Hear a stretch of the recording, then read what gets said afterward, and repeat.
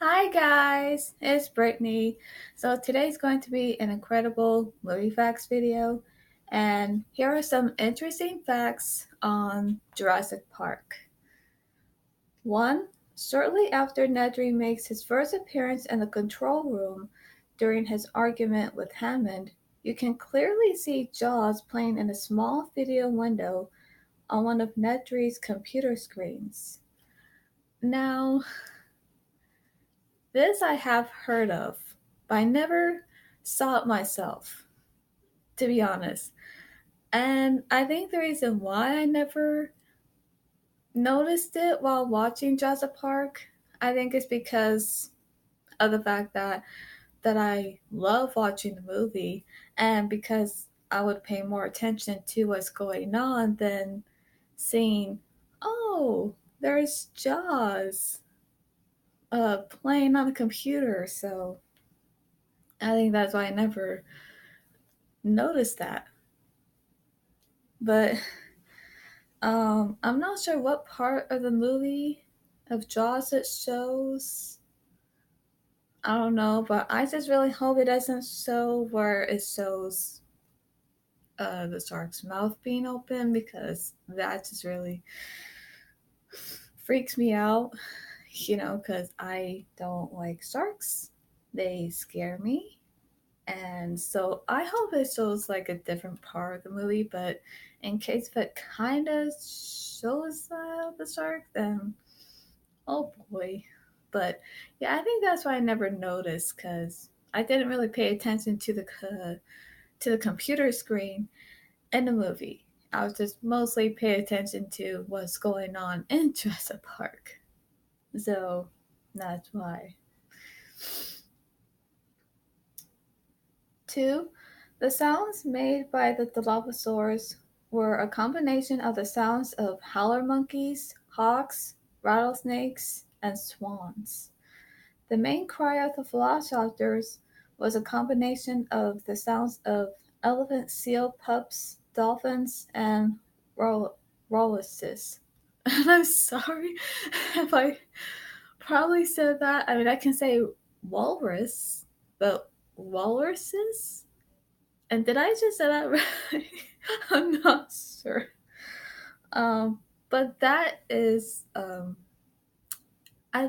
very interesting. I mean, that's something I think didn't know until I was a bit older. Because of course, as a little kid, I never thought of like who made those sounds and for the dinosaurs. Like that didn't really came to my mind because, of course, to me, it just sounded like a real dinosaur. But of course, there was a point where I had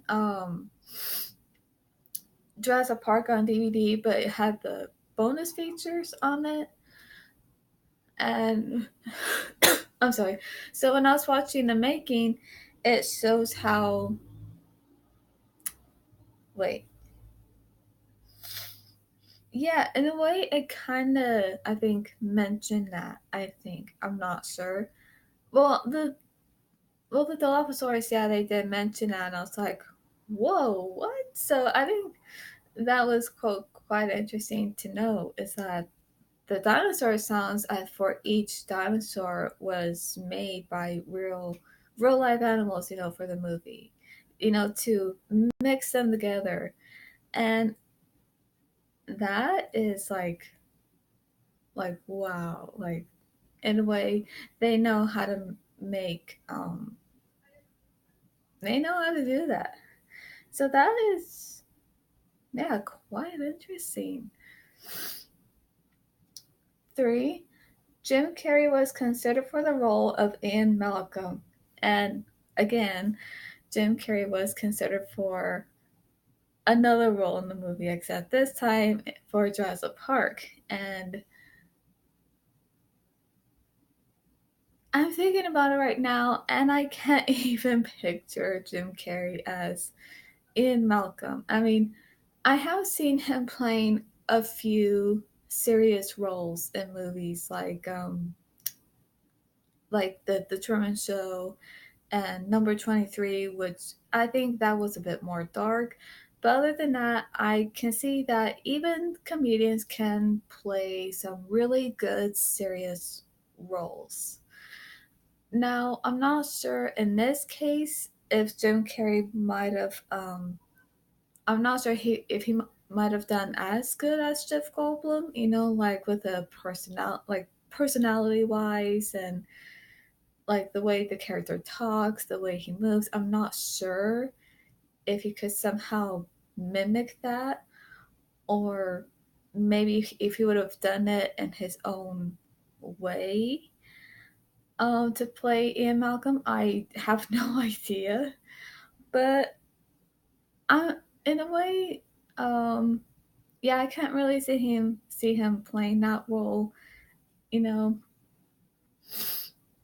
because I think it was best, and I think it was the perfect choice for Jeff Goldblum to play Ian Malcolm because he really did a good job, like playing the character, of his personality and the way the character who the character is, the way he talks and um, just things that a character does, So he did it in his own way, but it turned out really good. So I think it was for the best that Jeff Goldblum uh, played Ian Malcolm because I think without him having that role in the movie, I think the movie would have been somewhat different with a character though. But I'm glad he did end up with a role. So yeah, that was like a better choice. So I mean, I love Jim Carrey, but I love Jeff Goldblum as well. They're both really great actors. They're also two of my favorite actors, which I have a lot of favorite actors actually. But other than that, yeah, Jeff Goldblum as Ian Malcolm was like the perfect choice, no doubt about it. For the Dilophosaurus spit used used a paintball mechanism that actually spat from the model's mouth. The venom was made out of methacrone. I'm not sure how you say it. I'm sorry. And KY jelly with some food coloring mixed in. That I did not know, but that itself is like wow. And I think yeah, the way they probably made the Dilophosaurus venom, to spit it out, it didn't look real, and yeah, it just looked convincing. Like, oh, this is a Dilophosaurus venom. So yeah, that is quite interesting how they made it. And I've actually read somewhere that the venom was actually supposed to be like a green color, but because I think on set they had the green screen, the green background behind them because it was kind of like blending in. They had to use a darker color, so of course they had to use black for the Dilophosaurus venom. But I think that was actually better anyway because black kind of makes it look like like it's poisonous and it's deadly. So it was definitely perfect for the color of the venom. I mean, 5. The animatronic T Rex malfunctioned due to the rain. Producer Kathleen Kennedy recalls the T Rex went into the heebie jeebies sometimes, scared the crap out of us. We'd be like eating lunch, and all of a sudden, the T Rex would come alive. At first, we didn't know what was happening, and then we realized it was the rain. You hear people screaming. Okay, so that is something I have heard of because again, when I had the other Jurassic Park on DVD, I think it was years ago. But that one had, the bonus features, the making, and all that. So when I had that one at the time, I remember watching that and I remember hearing the fact that, the animatronic T Rex would kind of like shake, like, because it had to be in the scene, for the rain, of the storm scene. So, because of that the animatronic itself would kind of like shake, and you can actually see it too. Like if you have that on DVD, um, go to the bonus features and watch that. It's somewhere in the making of Jurassic Park, but you can actually see the animatronic T-Rex like kind of like shaking, because of the rain, because of the water of getting it wet. So that's why. But that in a way it's also kind of scary because she says that when they're like doing their own thing, even having lunch, that all of a sudden the T-Rex would just come alive. In other words, the T-Rex would just like kind of like just come on. It would just, yeah, come alive in a way where it's like if somebody turned it on or something. It's like, oh, like what's going on? But it's like then they realize like, oh, that's why, because of the rain and because how the animatronic was getting wet for the scene. So that's why. I mean, if I probably saw that, I think that probably would startle me, like maybe just a bit. But I think if I were to turn around and keep seeing that happening, I would be like, oh, okay, never mind. Like, okay, that scared me at first, but you know, I'm okay now. Yeah, that would have been me though. 6. The company name Engine is the Norwegian, Danish, and Swedish word for nobody. I didn't even know this until, well, yesterday. And so now, for those of you who probably do know that, leave a comment below if you knew that. But yeah, I didn't know that. To be honest, I just thought Engine was just a name, just a name for the company, for the Jurassic Park movies. That's what I thought. But I didn't thought the word engine was a Norwegian, Danish, and Swedish word for nobody. And why does it mean nobody? Um, I don't know. Maybe for a reason. And what reason? I don't know. I really don't know. 7.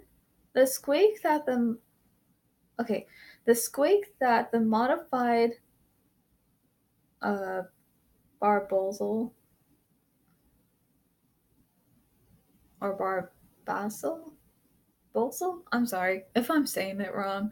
Shaving cream can makes, which sounds like a velociraptor in the Dodson. We've got Dodson here. Foreshadows Nedry's death.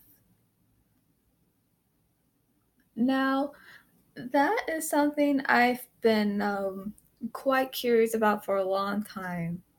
Um, Cause yeah, I remember even when I was little, and when he would like, Dawson, when he would open the shaving cream cane, keen.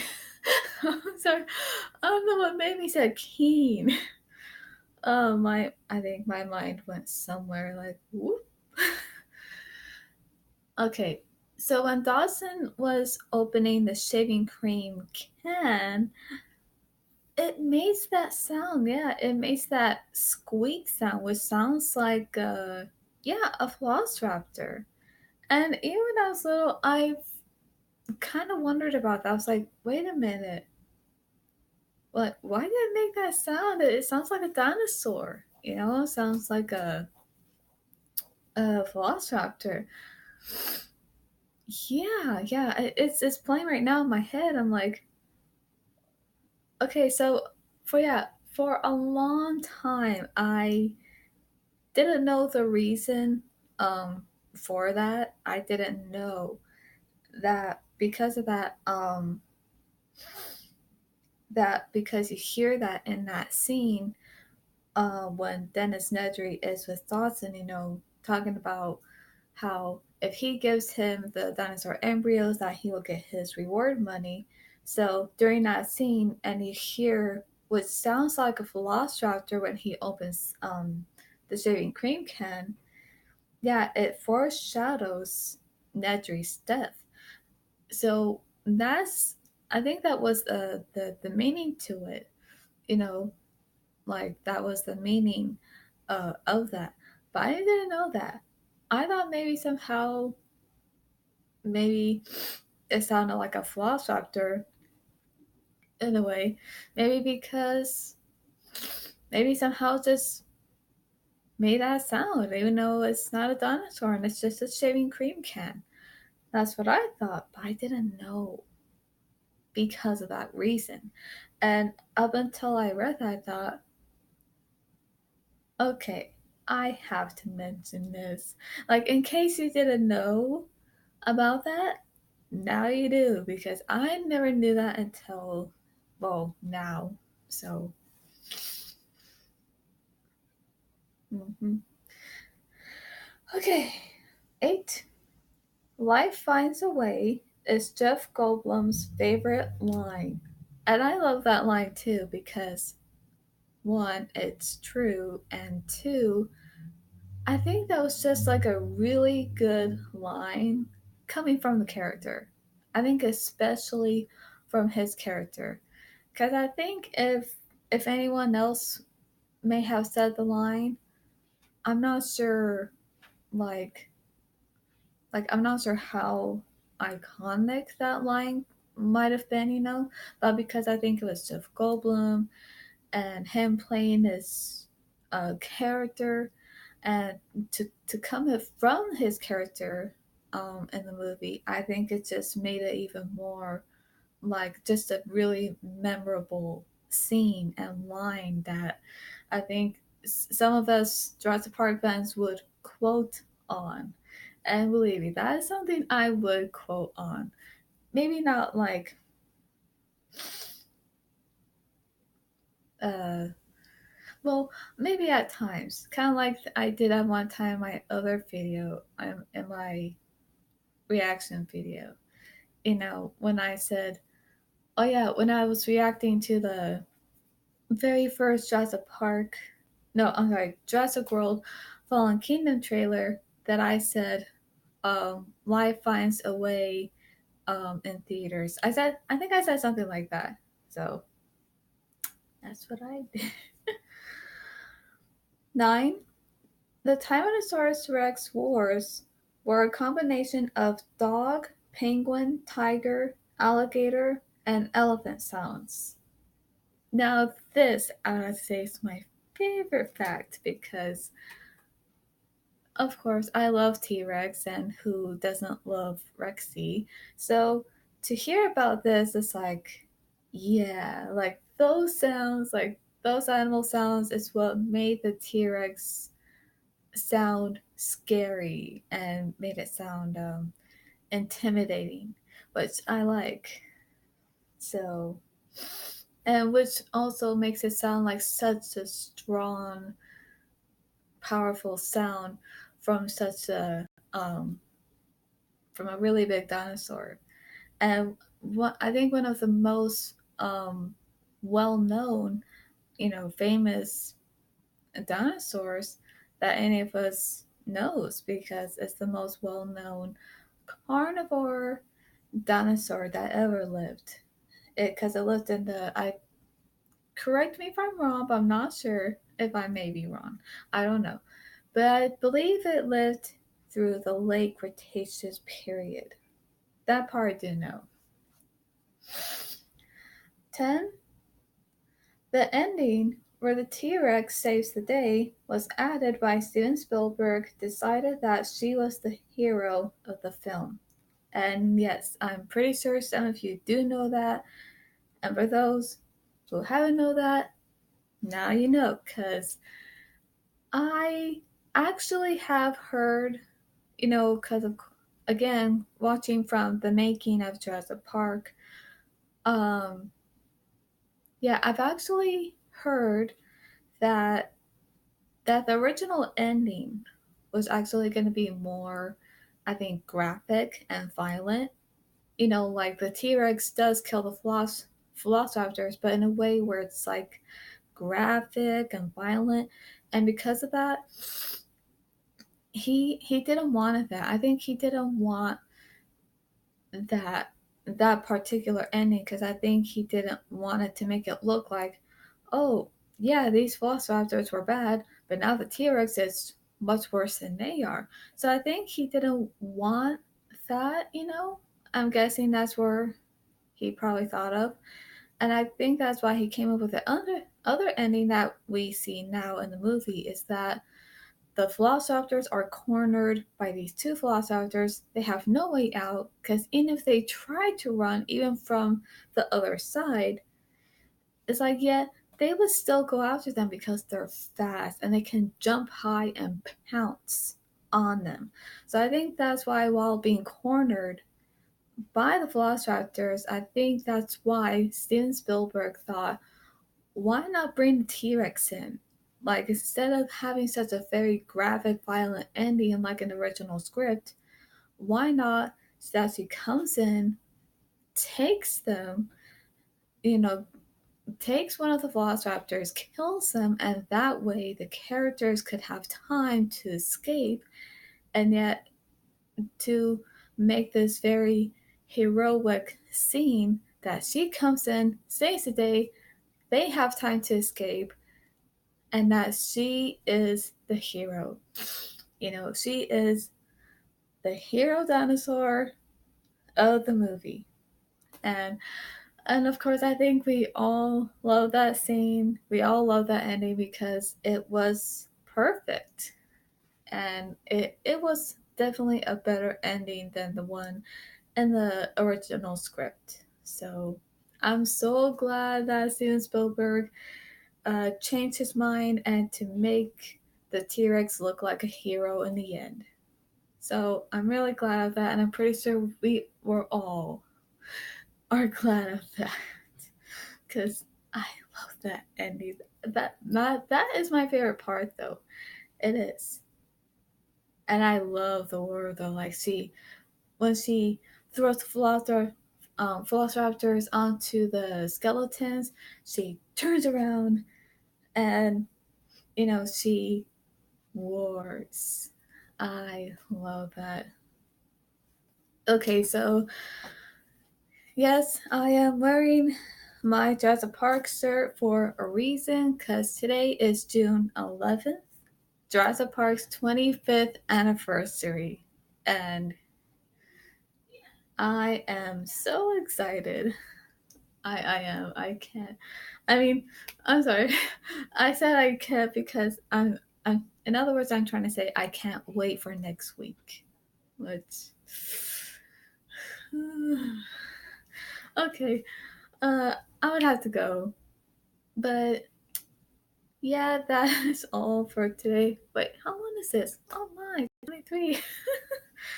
Alright, so I hope you guys, for you Jurassic Park fans out there, for those of you are celebrating its 25th anniversary, I hope you have a great day, have fun, and celebrate its 25th anniversary the way you want it, and have fun, because that's what I'm gonna do. That is all for today, and I'll see you at the movies.